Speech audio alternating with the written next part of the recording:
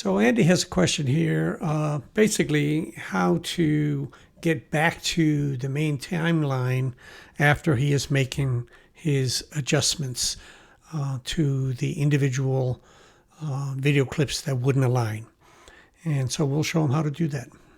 Here's the quick answer to Andy's question on how to get back to be able to use the multi-camera function.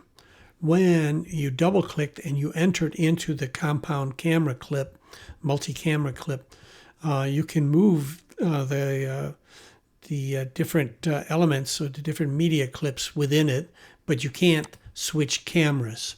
Once you're done aligning them, you can then return to the main timeline simply by clicking over here, and then look for main timeline is always going to be at the top.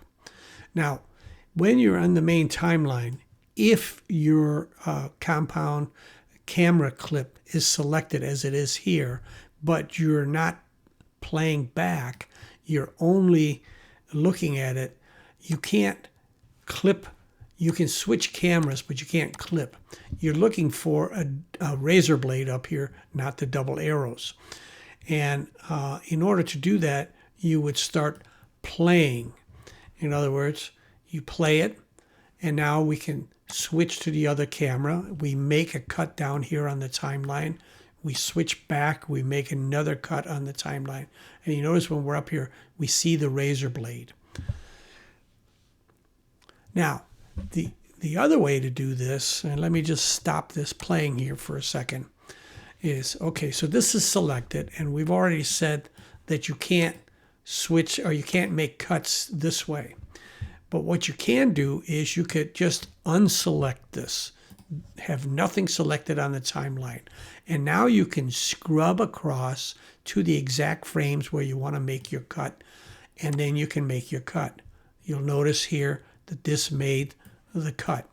And we can do it again right here, and so forth. So if you want to scrub across the line, the compound clip, make sure that you don't have it selected. If you have it selected, then the only way to make the clips is while it's playing. So while it's playing, I can click here, and I can click here, and I can click back here.